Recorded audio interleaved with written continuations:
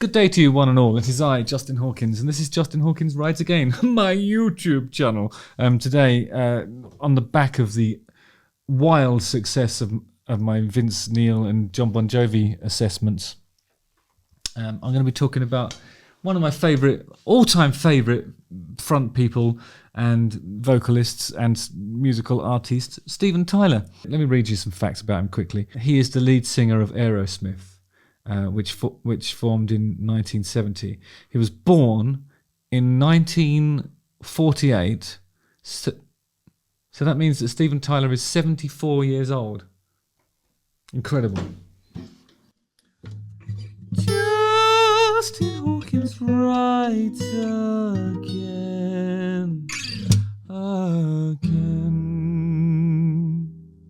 You know, my mum is 78. Or 79. How old is she? Wait. 79. 79 years old, and I'm grateful every day that she's still with us. I've felt like that for the last 10 years. Well, I'm always grateful for my mum, but I'm just saying, Steven Tyler's 74. There should be a Steven Tyler day. Every day we should just give thanks for the fact that he's still around. I just want to look at this a Steven Tyler montage of recent performances. I'll have some remarks to say about the band itself, but I'll be looking carefully at his performance and what's happening to his voice. Let's go.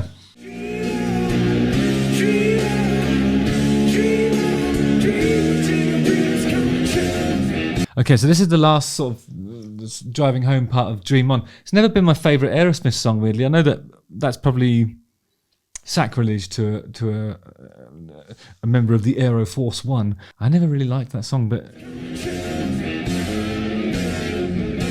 look at this 74-year-old man looking fucking amazing. He's got rid of that beard and moustache that he was cultivating recently. I quite enjoyed that. It gave him a sort of what would you call it, like a musketeer vibe. And I just thought, well, perhaps I could be Paphos to Steven Tyler's D'Artagnan. And I could just imagine us solving, what do they do again? Oh no, having musket fights and all that. Anyway, so I'm going to go back to looking at Aerosmith now.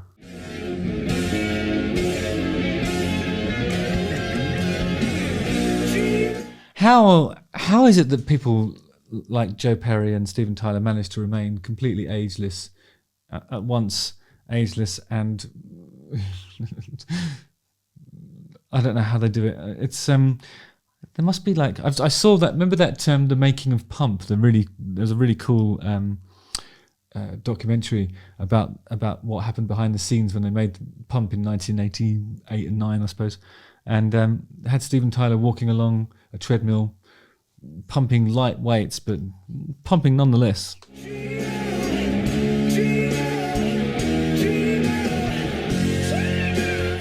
Check him out, he's right up there.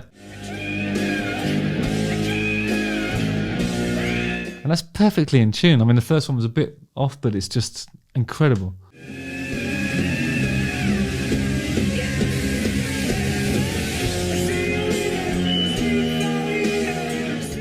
I would just be standing there, mouth agape, admiring that performance. It's fucking amazing.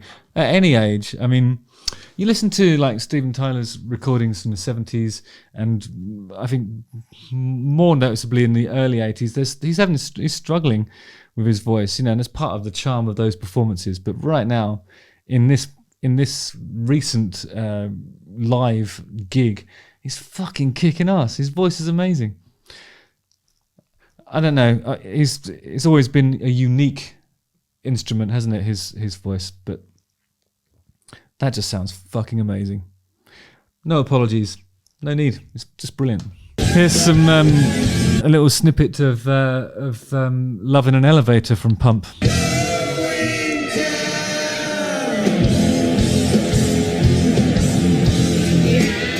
Oh no, he's on the ride there. Here he is doing Walk This Way.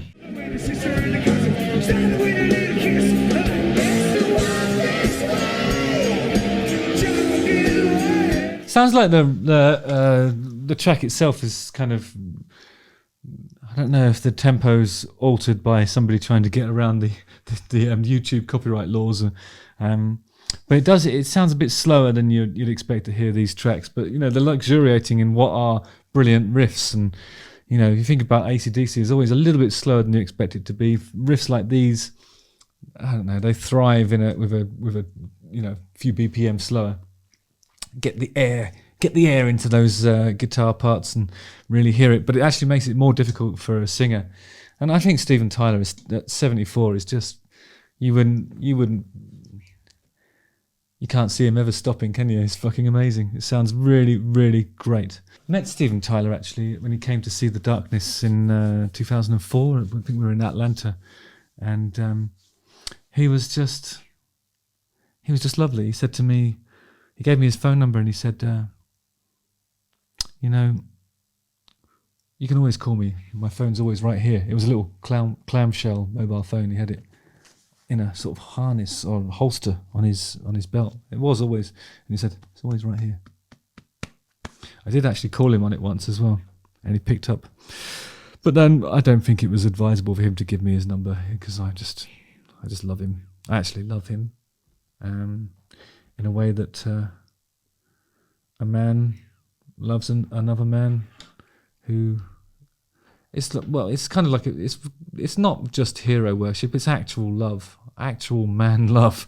A man loving another man. What could be one individual loving another individual, regardless of the exact positioning on the gender spectrum, as it were. And there's nothing wrong with that. It's natural.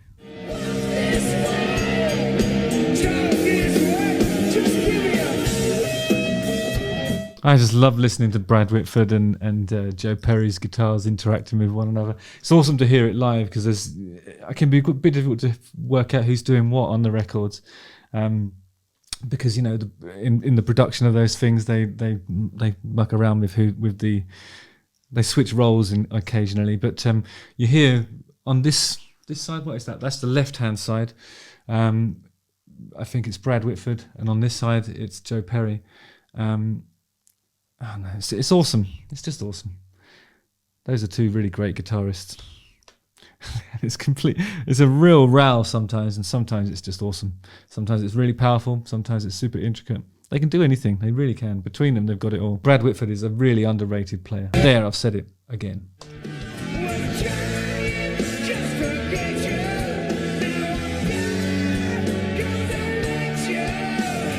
My God, that's a really tough thing to sing. And he's just kicking ass. Steven Tyler, nothing to see here. Please go about your business. He's a curious individual. I know he's made a lot of decisions that have alienated certain parts of his fan base, you know, appearing on American Idol and all that sort of stuff. But who gives a fuck? He's fucking Steven Tyler. Pull your heads out of your asses and pay attention to the greatest living vocalist that America has ever produced. There he is, Steven Tyler, rock and roll. Oh, what's happened to my glasses? Look at that.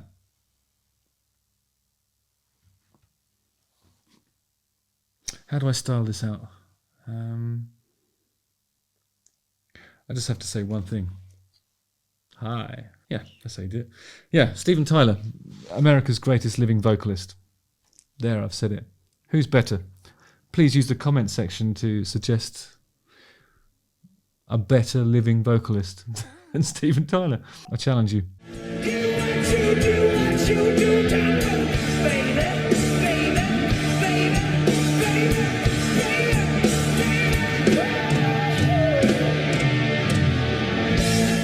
So do yourselves a favour. If you get an opportunity to see Aerosmith or Steven Tyler in any capacity, you need to go and watch this band, because they won't be with us forever. And one day we're going to look back on these moments in what we should consider to be the twilight of their career, and we'll say, that band was fucking amazing right until the end. And I don't know, if you don't, you'll probably regret it. Maybe not now, maybe not tomorrow, but soon, and for the rest of your life. Just looking right again.